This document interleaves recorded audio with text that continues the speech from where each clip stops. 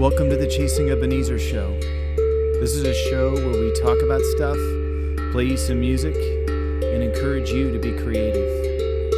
This season, we are exploring the art of being human. We want to say thank you to our patrons who support us each month. If you want to know more about that, visit us on patreon.com/chasingebenezer. For more information about our musical endeavors, visit chasingebenezer.com. We hope you enjoy the show.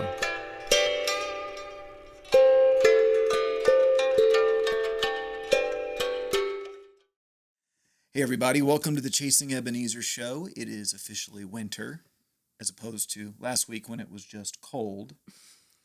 Now it's winter, and it's allowed to be cold now. We may even get snow this weekend. So some of you might be looking forward to that. Others aren't.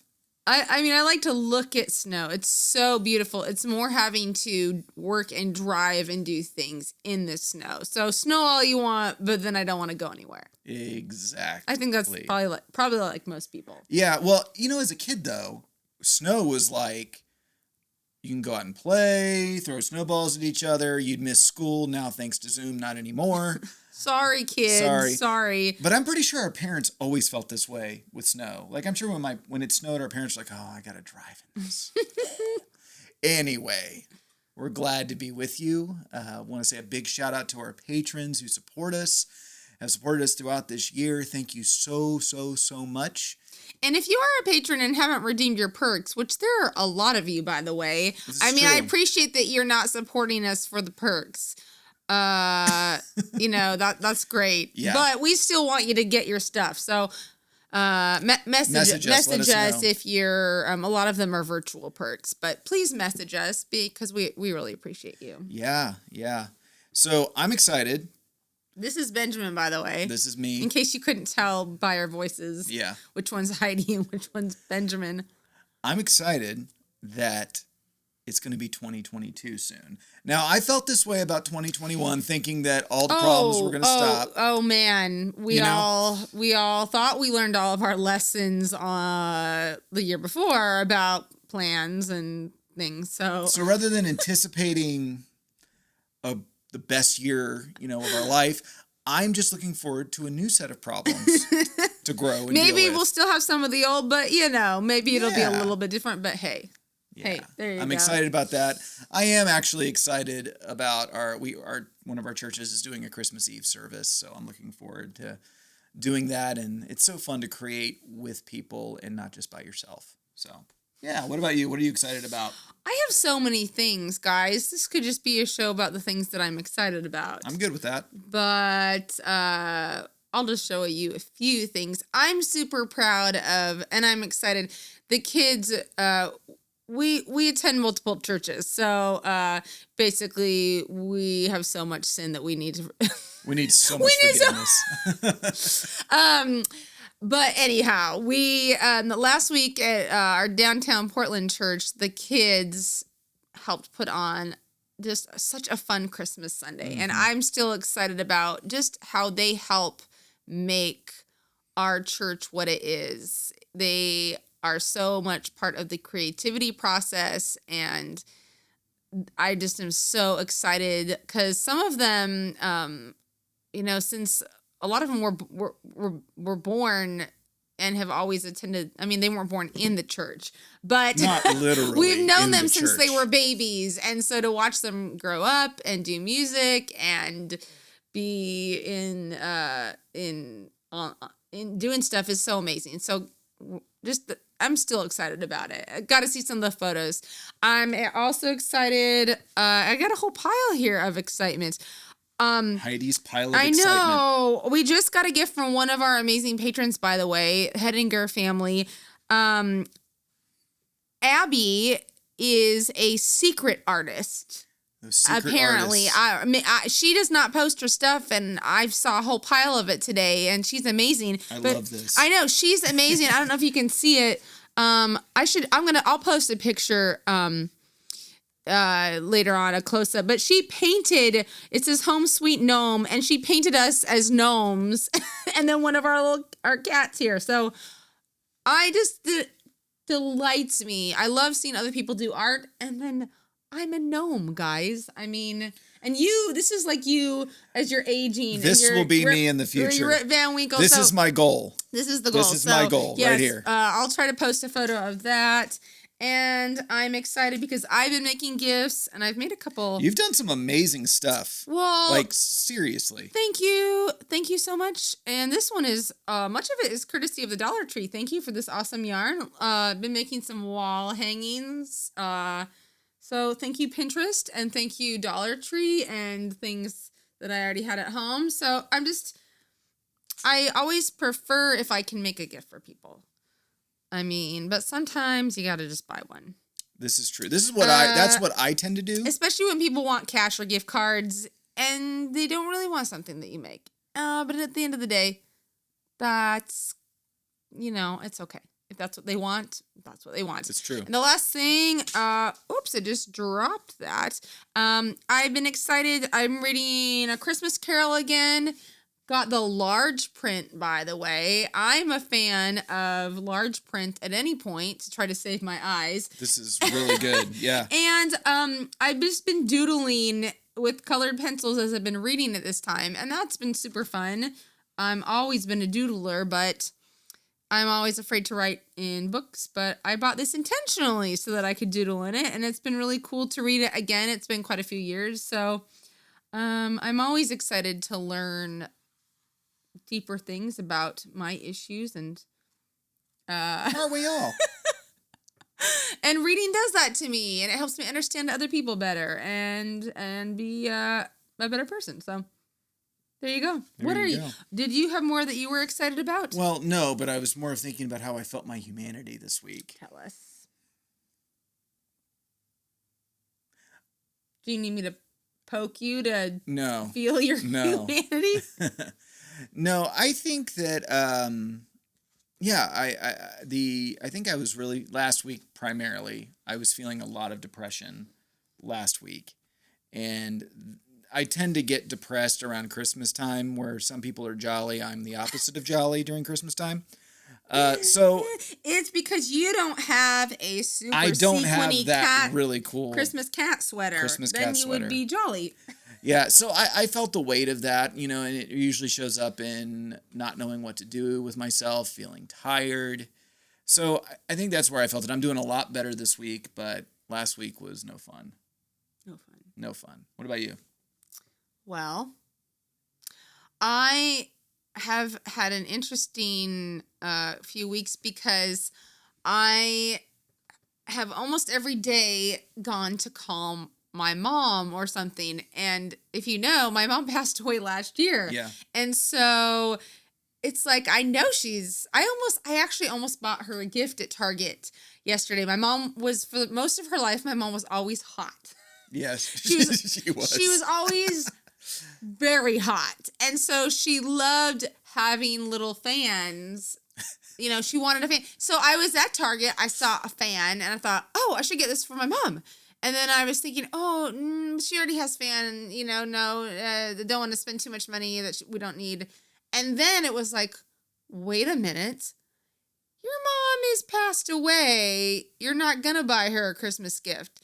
So it was just, it's very interesting how being human, it's like you can cognitively know, and yet for how many decades did I buy her Christmas gifts? So it's just very strange so it was actually, so I don't know if I was sad about it. I mean, I am sad I can't buy her gifts, but it was just like, oh my goodness. So I guess I'm glad actually, because it's a sign that I loved her. Yeah. And, but yeah, that's just like, who does that? Apparently I do. Apparently I think about gifts for buying people that don't need them anymore. So we talked about giving and generosity on the last show. And so this week we get to talk about receiving. So this should be fun. Here we go. All right. So the question to kind of get into this, because there's people who really love to give gifts, and there's people that really like to receive gifts, and then there's healthy people that like to do both. Which one would you say you are? If we had to pick giving or receiving, I'd probably be a giver. But I like to receive, but then I feel guilty and ashamed and embarrassed. So could you say a little bit more about that? This is this is our therapy session right now. I start to feel like today, for example, I was out delivering gifts and some art orders, and I came home with so many gifts from people that I feel like so spoiled that it's not healthy. And I haven't even opened up a lot of the presents I have here. Like it feels, could be just a bunch of tissue paper. No, it is not. It almost feels like gift gluttony. Gift gluttony. You know? Like I don't like, yeah, which it's, but, and yet I appreciate it. And yet it feels like this can't be enough. This is too much. Like there must have been a mistake, or like, oh, they probably felt like they had to give me something, or wow. I'm just telling you what it's like to be me. No judgment. And yeah, I really need stuff a lot of time. Like we rely on you, patrons, to help keep the music going. So it's complicated. So it's like, you need things, but you don't feel worthy of things? I know. It's really hard. It's very, very, very, very hard. I'm so sorry. I, on the other hand, am the opposite of this. You're like, give me. No, you're not like that. I'm not that. I'm not like You're that. not like that. I read a Bernstein Bears book as a kid, and I remember when it was like the Bear. Am I saying it wrong? Well, I don't know about wrong. We do not say it the same way. No. You say Bernstein, but I say it the way it's spelled, Berenstain. So Bear and Stain. It's Berenstain. So the bears that live in the treehouse, those guys. Your childhood, basically. There was a book I read called They Get the Gimmies, basically, and I don't think I'm that bad, but I know that I love getting gifts, but I have a hard time giving gifts, not because I'm selfish, maybe a little bit because I'm selfish, but I have a lot of anxiety because I feel it can come from the place of I need to prove that I love this person versus because I love this person, I do this. Does that make sense? So when you're giving me a gift, you're trying to prove that you love me? I think sometimes that's been a struggle. Well, I am sorry to hear that. This year, I'm really excited because I knew what I was getting you. We were on, so I'm excited about it this year. And I'm usually excited about it, but it's more of like, oh, I need to. It's not something that comes naturally to me. Whereas I watch you walk in a room, you immediately have a ton of questions to ask anybody about themselves. And I just can't wait to tell people about me. So it sounds like when we're talking about giving and receiving, giving doesn't always have to be about a gift, but giving someone our attention, our whatever this motion is I'm making with the hand. My hand. Yeah, whatever that is. It's being generous. It's honestly or loving receiving. people. Oh wait, we're talking about receiving this week. Oh. Yeah. Well, I know that if someone wants to pay attention, start asking questions about myself, I don't have a problem sharing, but I feel like there's too much attention on me. Right. Like, let's change the subject to you because you're more important than me. Whereas I feel like the opposite. I feel like I disappear if I'm not talking about myself. Or, there's a level. That's not I right. see you now. You're talking about yourself. Stop talking about yourself. Where did you go? I understand. Do you understand what I'm saying? I can understand why someone would feel that way. Right. Yeah. And I think it's deeper issues than we have time to unpack today. But I know that, oh, wow, there's a level of proving myself that I feel the need to do because I don't think I've done it enough. And so that's messed up, and I get that. So all that to say, whereas I have difficulty giving, you have difficulty receiving. And so I wonder, for those of you who are listening or watching, where you might fall on that spectrum, and have you actually kind of thought through maybe why that is, what's going on underneath the surface, that kind of stuff. Why is it important, though, for people who are givers to be receivers? Well, we can unintentionally become resentful. There's that. Like, no, we can give and give and give and give and give, but then it's like, wow. That's that toxic generosity thing we were talking about last time. Yeah. So that's a problem. When you receive, you allow someone else's gifts and traits. You let them share who they are and their gifting. Shoot, anytime anyone makes something for me, like, they're sharing, and the world needs everyone's creativity and ideas. So you're depriving other people of the opportunity to express their creativity or to even help you. And I know so many of us experience that even during, well, we're still in a pandemic. So, but it just feels like we've been in it so long. Yeah. But, maybe one person could help this way, but then another person could help another way. I mean, any community where there's people aren't allowed to participate, then that becomes not a healthy community. That's exactly what I was going to say. What? And I decided not to fill in the blanks on that. You totally said what I thought. Because if you think about, like, the body, and if you think about a community as a body, I mean, if this arm is, I'm not going to hit you, don't worry. If this arm never stops and this arm never gets a chance, this is going to wear out. This is going to fatigue. And then we lack the benefit of this, or so it's important, and representation. We've been really awakened as a country to that lately. When representation is not balanced, then it harms. So it's true. It's very true. So give me stuff, guys. Give me stuff. I'm ready to receive. Well, I want to maybe put my finger on something that maybe under the surface for some of us who have a hard time receiving things. So you highlighted a little bit of it. It's unworthiness. It's that feeling of, I don't deserve this. Some of it, I wonder if it's and this is not an honesty moment, doesn't mean you're a bad person. If it's a control thing, that if you're always the giver, you're in power, versus when you receive from somebody, you're kind of like being humbled at that point. Well, thanks for that. So, and it's not wrong, but there's, like, I know for me, like, if I'm in a community and I'm taking over a conversation, if I'm honest, sorry, there's a level of, I don't trust the other people in the community to bring something good and participate in the conversation. And you may not be like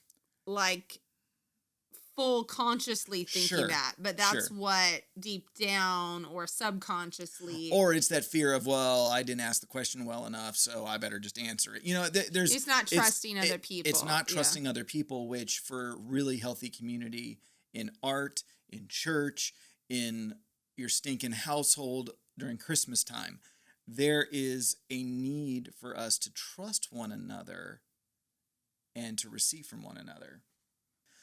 So thinking about this, like receiving in terms of creativity, one of the things that I think about is we're so, as artists, whether we're professional or we're people who put our art out there for other people to see, we really want people to receive what we offer. Would we turn it around, and do we need to receive from other artists? And one of the greatest gifts we can receive from other artists is inspiration. That requires us being able to listen. Now, inspiration, it's a funny thing, because sometimes inspiration can start as mimicry, where we try to be like a certain artist, versus looking at an artist, and I might have gotten this from Austin Kleon, I'm not sure, but all good creative advice I've either gotten from Austin Kleon or Makers and Mystics. I highly recommend them both. But this idea that, what does another artist give you permission to try? I think that's healthy inspiration to me. What does another person's artwork free you to do? What does it awaken in you? But you have to actually be interested in other people's art. Which is very hard. Artists can struggle with that. Well, because and I'm grateful for Portland's music culture. I want to say that it is a very collaborative, we're in this together music culture. There are others where it is cutthroat competition, So I'm not to say there's not competition in Portland. There is, but I'd say by and large, it's more of a collaborative community. But we can feel threatened by other artists very easily. It's quite true. So, yeah, I was just thinking about that. What do you think about, receiving in terms of creativity?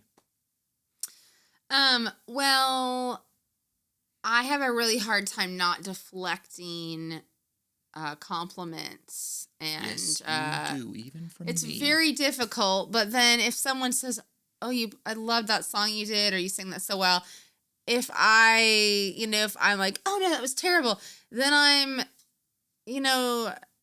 I'm not giving them the opportunity to express how something affected them or their appreciation. It's almost like, I think someone explained it to me once what I was doing. I don't remember or not, but it was like robbing them of that, the opportunity to give, and we all need to give and receive. So I've been working on that. Even if I don't feel that I did a good job, I'm trying to just say, "Oh, thank you." And friendly advice for those of you who are artists. Oh no. When someone tells you that you like what they made, don't then go out of your way and say, "But this, and this I'm not happy about."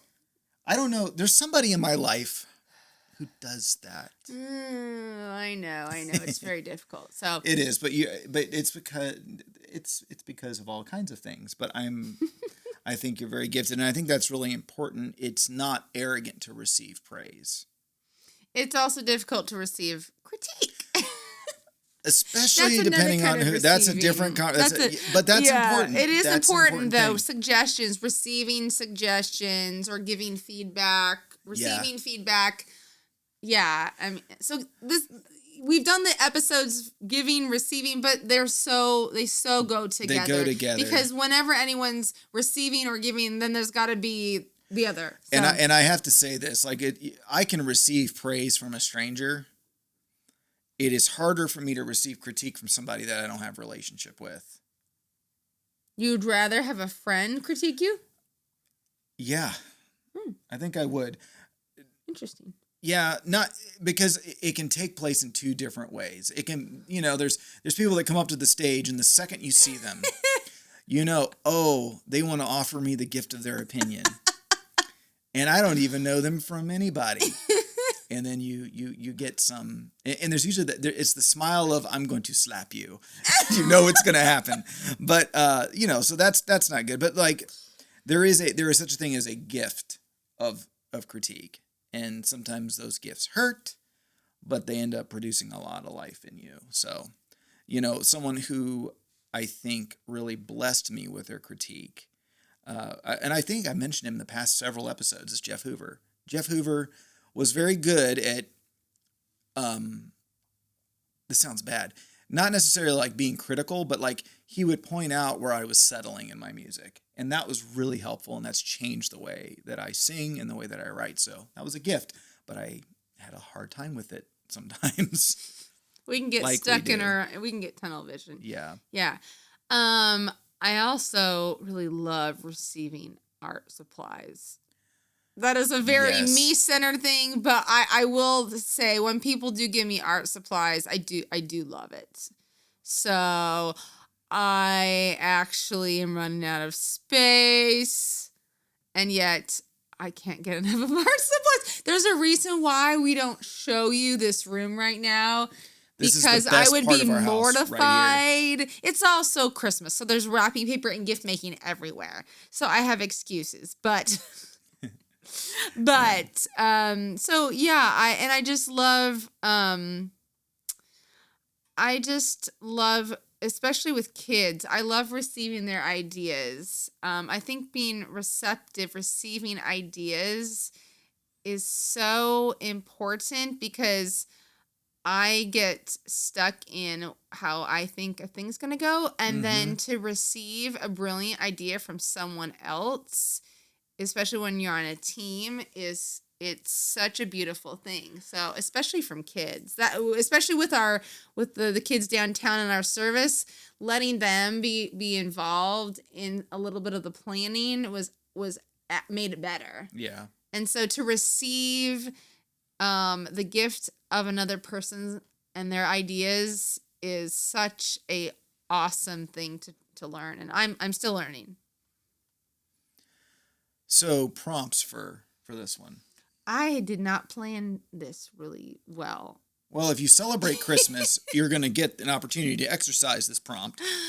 I already have. Receiving so gifts. keep them coming.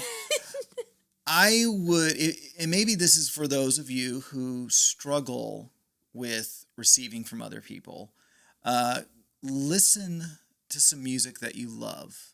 I'm distracted because right now I believe we're receiving a gift from our cat, who is giving a gift that we do not want. We do not want, and we'll just leave it at that. We'll leave it at that. Because that's unpleasant. Start the prompt over in. That is very distracting. Mowgli, we love you. Thanks, bud. Yeah.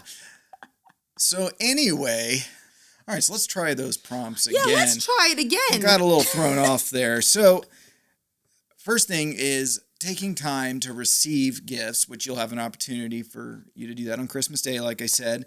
But next time someone compliments your work, say thank you. Just say thank you and actually take that in as true and as an affirmation of who you are. All right?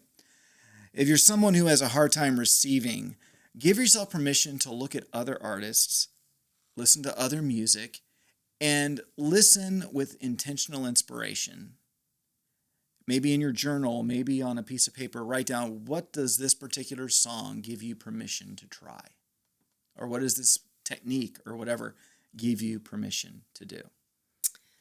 Another thing is there's one of my favorite songs about receiving worth and value is Lauren Daigle's song You Say, and it was a song that I sent my mom to listen to. I don't remember how many months before she died because she really struggled in feeling that she had value. And so that's such a beautiful song. You could listen to it. You could dance to it. You could create something based on it. And I had another one. And now I forgot what it was.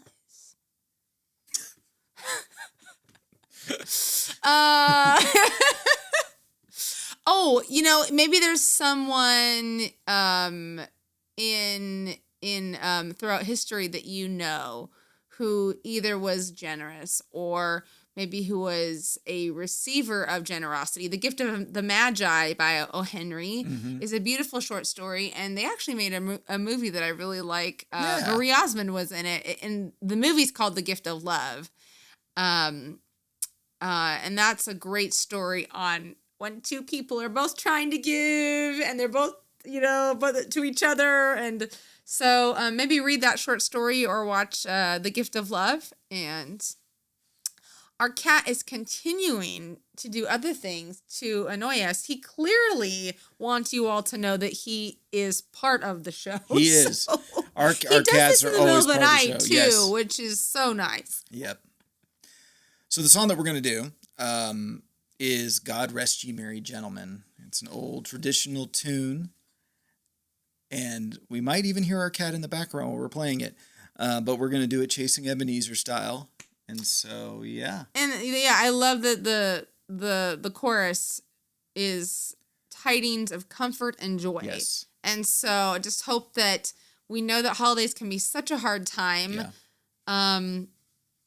He's licking plastic now, and that's one of my top most hated sounds in the world is licking plastic. Yes. But we want you to receive comfort and joy, and we're going to do it now, and I'm going to go get my cat. All right. Merry Christmas, everyone. We love you, and we'll see you soon. Bye.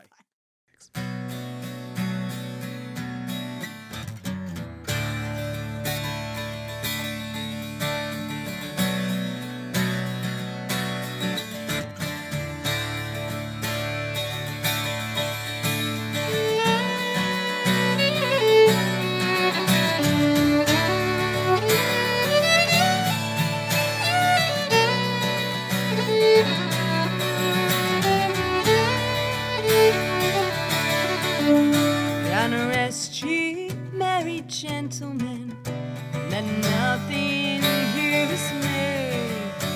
Remember Christ our Savior is born on Christmas Day to save us all from Satan's power when we were gone astray. Oh, tidings of comfort and joy, comfort and joy. Oh, tidings of comfort, comfort and joy.